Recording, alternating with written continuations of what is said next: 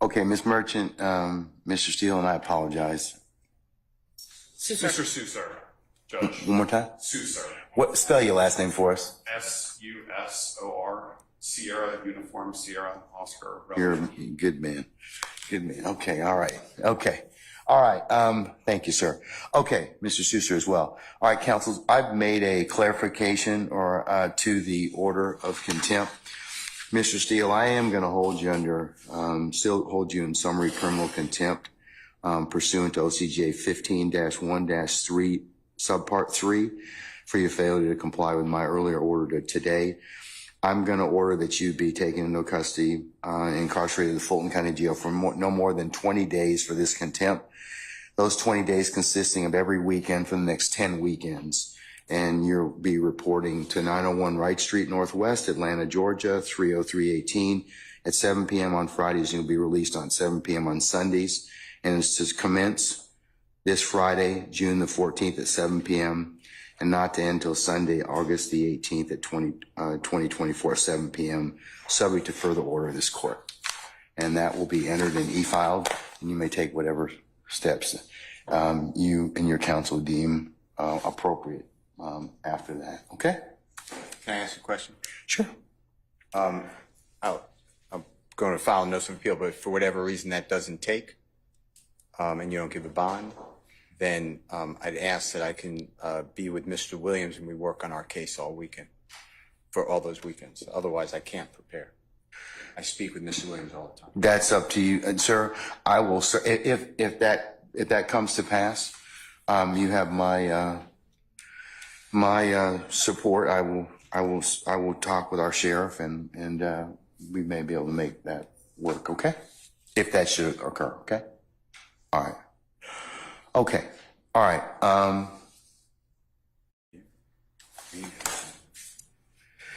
All right. Is Miss Counsels, I'm done with this, unless you have anything else.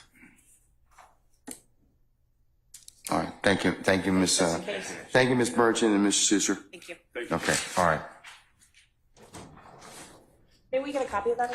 Yes. In fact, the clerk is going to file a copy. It's going to be e-filed. It'll be on the e-file system momentarily.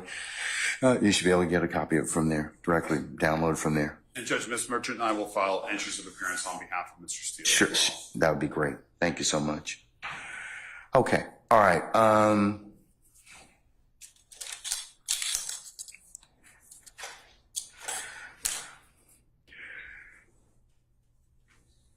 All right, State, is there anything else we need to, or any defendants, is there anything else we need to take up before tomorrow morning? Mr. Copeland is going to rejoin us tomorrow morning, so we'll continue with his testimony. Where's Miss Bumpus? Your Honor, I have a matter. 1 second. Where's Miss Bumpus? She hasn't been released yet. I'm not certain, and Miss Hilton is attempting to determine her whereabouts. All right, if you could call her, Miss Hilton. Thank you. All right, Mr. Sharp, sir. Your Honor, I have to prepare for my cross-examination of Kenneth Copeland over the next few evenings, and I would ask once again for the court to release the transcript of what occurred earlier today so that I may prepare my cross-examination. I'm not going to do that, sir. Not at this point in time, respectfully. Okay? Well, Your Honor, respectfully, and if it's not released by the time that we cross-examine Mr. Copeland, our defense will be hindered. Sir, that'll be an issue you can certainly raise then and now, but I'll think about it. But at this point, I'm not inclined to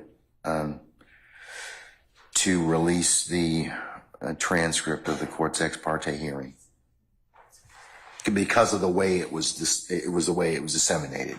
That's why I'm not inclined to do it. And I would also, I understand the court's ruling. I would also ask for the release of any audio tapes regarding that hearing as well. Well, the only audio tape that I know of is maintained by Miss Weaver, who tapes her proceedings in order for her to prepare a transcript. So, okay. Well, I don't know. She may not have any, but we'll see.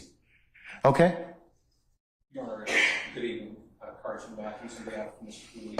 We were making that same request, Your Honor, for that transfer. We believe it potentially could contain some Brady material. Sure. Okay. All right. Unless there's anything else, counsel? I join that, and I also believe I advise the court the reason that I also want for confrontation cross-examination is supposed admissions Mr. Copeland made about our case outside our presence, and based upon information and belief, the court handed Mr. Copeland allegedly the long false swearing and perjury, and if that's true, I'd like to also talk with him, if he'll talk, about how that came about. I'd like to read the transcript. So I'm joining in, but also it goes to matters that are discussed about the case based upon information and belief. Madam. Your Honor, there was no matter to which either counsel for either of the defendants was a party. There was no matter to which either defendant in this case was a party that was had or held outside this courtroom. So we would ask that the court deny what is being requested of the court, because that is something to which neither defendant is entitled. Your Honor, the witness is on the witness stand. Your Honor, the witness is on the witness stand. The witness is testifying under the RICO Act, which covers all of the defendants. It's our understanding upon information and belief that that particular witness has stated again on Friday that he was not going to testify. Today, it was a different scenario, and based upon it, Your Honor, we believe that we should be entitled to that under Brady, because we believe this is potential Brady material. All right, sir. And it is covered under the RICO statute. He's testifying against all of these defendants under RICO. So we all are part of this witness's testimony. Your Honor, I would additionally point out that the question to which Mr. Copeland asserted a Fifth Amendment privilege was, how old are you? On Friday. Yes. Yeah. All right. I'm going to deny your motion, at this time, Mr. Matthews. Your Honor, I don't understand the state's argument that we are not a party. This gentleman was sworn in as a witness against all of our clients. He is sworn in as a witness specifically against Mr. Stillwell. Conversations with that gentleman were occurring apparently ex parte without our knowledge, without my client's presence. And I don't understand how the state with a straight face can possibly say we are not a party to matters concerning a witness sworn in trial to testify against our clients. We are certainly a party. Okay. And we were denied the right to be present. All right. Thank you, sir.